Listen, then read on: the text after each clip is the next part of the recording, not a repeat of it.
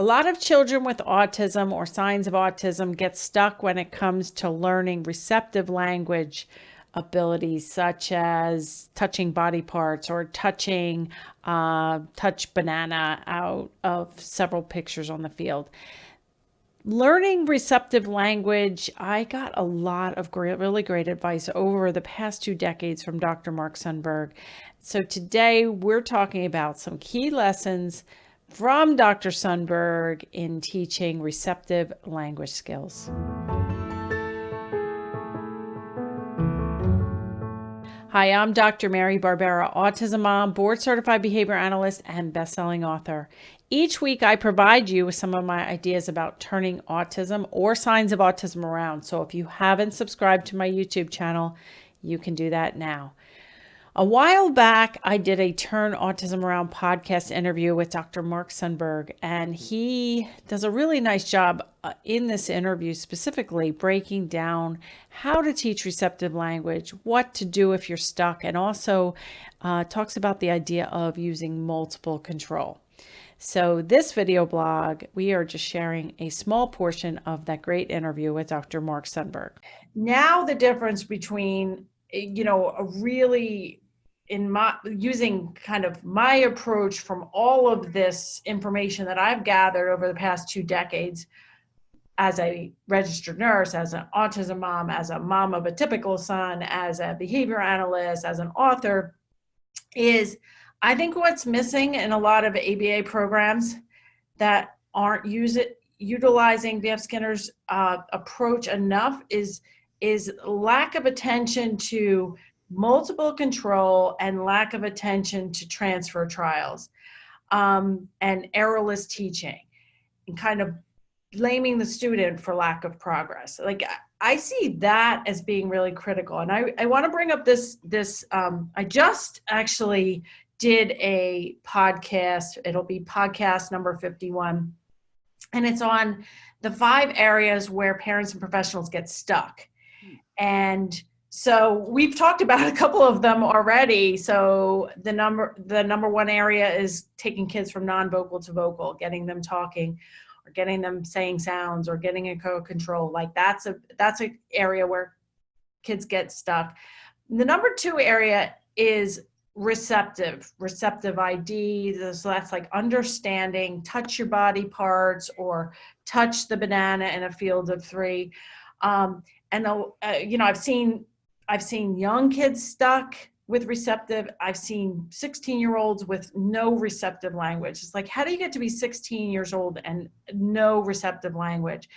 And I remember way back with the Verbal Behavior Project, which is where I first met you, where, I was the lead behavior analyst from 2003 to 2010. You were like a consultant for the project. I remember you coming in and we did case studies one afternoon. And so we presented this kid, I think he was about 8 or 10 years of age. He had just transferred into a classroom. And we had videos of him and we showed them to you. And I remember he had like no receptive language to speak of. He had pica, he had all these issues, right? So I had the teacher at the time holding up 2 cards and she was saying touch ball. And he was just touching either one. And I mean, you gave us a lot of advice on the whole picture too, but I remember specifically like having this major aha moment. It kind of changed the whole way I was programming for kids. But you said 2 things. You said, stop having them hold it up. She doesn't even have any hands to prompt him with, which totally makes sense, right? Like, duh. So we started putting a lot more things on the table. And then the second thing that you said, which was again, just a huge aha, is in order to get receptive ID, you really have to have strong matching and scanning.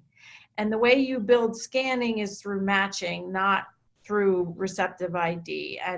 And so a lot of my programs now in my online courses and the way I teach is to use multiple controls. So on the probe sheet, it might be touch head with an imitative prompt, and then use a transfer trial to try to shape that down and get rid of that prompt. But So just in general, like you have given me really great advice on, do you have anything to add in terms of like your procedures for really getting matching strong in that case, also getting imitation strong for the body parts and commands, and matching strong for the receptive ID, I think is just huge.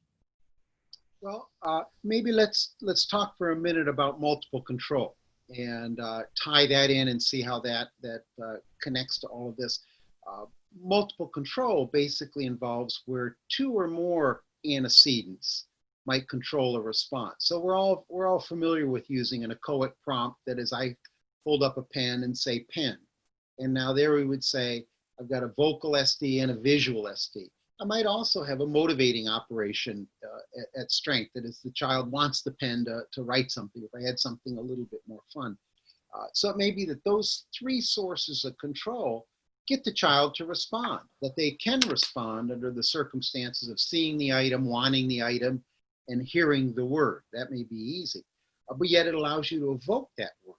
So I got a response now that I can do something with. I can reinforce it. Now my task is to transfer control, as you had mentioned. That is, usually it's the echoic in that example that gives away what the child should say pen. And I know that if I just hold up the pen, I don't get anything, even though they might want it and try and grab it.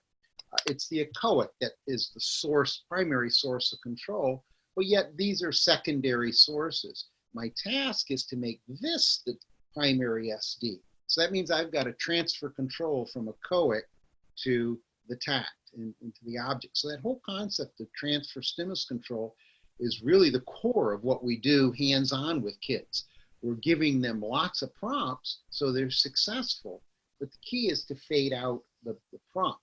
And as that applied to the listener discrimination procedure, as you had suggested, in a listener task, when I say touch pen, as you had mentioned, what the individual needs to do is scan the array and then emit some kind of response indicating the pen. But the tricky part is that the source of control is a spoken word, pen or shoe or car. And verbal stimulus control is often very difficult to acquire over kids, and that over kids' verbal behavior. And that is obvious in, for example, the interverbal relation. It's hard to get kids to respond to tell me a big animal that likes to swim. There's a lot of parts to words, and it's hard for kids often to learn to take those words and have some correspondence with the physical environment. That is, what you say goes along with what I'm looking at or what I'm seeing. So the procedure you described was simply establishing a skill. If we look at matching to sample, and if I show you a pen and I want you to match one of these, a lot of kids can easily do that. That's often not very hard to do, is establish that under the control of this pen, I can now match it to this pen. That is, I can scan an array and I can select. Well, that's the exact behavior that we're after in a listener discrimination. That is, touch pen, the child touches pen.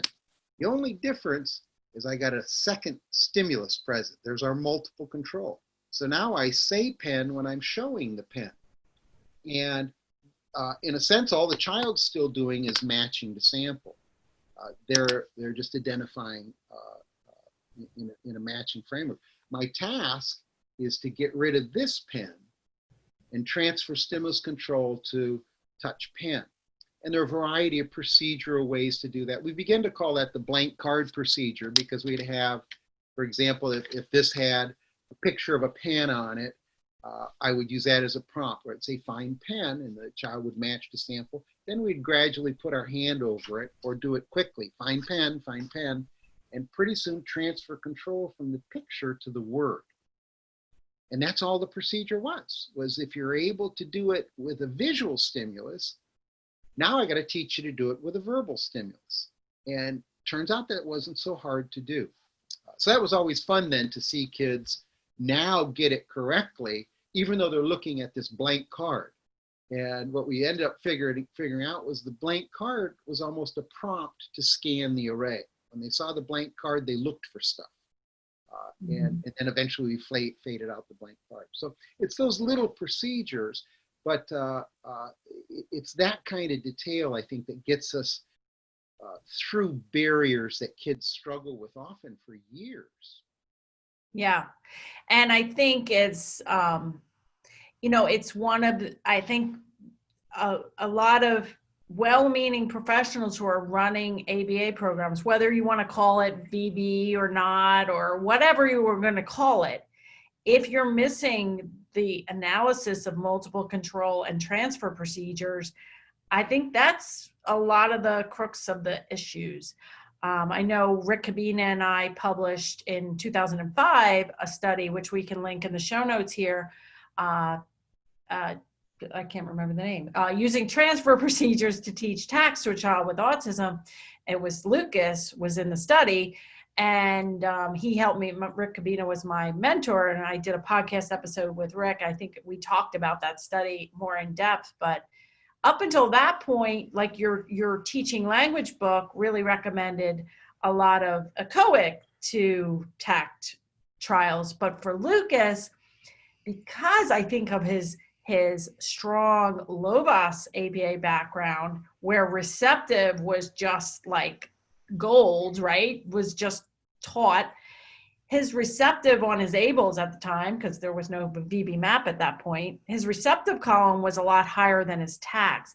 And what I found with his particular profile is if I gave it to him in a receptive to TAC format, it was almost like multiple choice. And then, based on that study, there were a lot more studies that were done after that. And so I'm constantly, within my procedures, within my online, I'm constantly like multiple control, blasting the matching, blasting the imitation, and blasting the multiple control. So you're instead of match, you're saying pen, as they're matching, and you're transferring it right away. And we're just having a ton of success. So thank you for that explanation, and thank you for all of what you've taught me over the years. I feel like when I'm in your presence, you like have so much knowledge. So it's just awesome. I hope you enjoyed that interview and listening to Dr. Mark Sundberg's advice and insights. If you want to watch the whole interview, you can go to marybarbera.com/53. It is one of my favorite podcast interviews. You can either listen to it as you're on the go on Apple Podcasts, just search for Turn Autism Around, or if you go to my website, marybarbera.com/53, you'll get right to that podcast interview that you can actually watch as well. And if you're a parent or professional who needs more information about how to get unstuck, I'd like to invite you to a free online workshop at marybarbera.com/workshop. If you like this little video blog, I would love it if you would give me a thumbs up, leave a comment, share with others, subscribe to my channel. I hope to see you right here next week.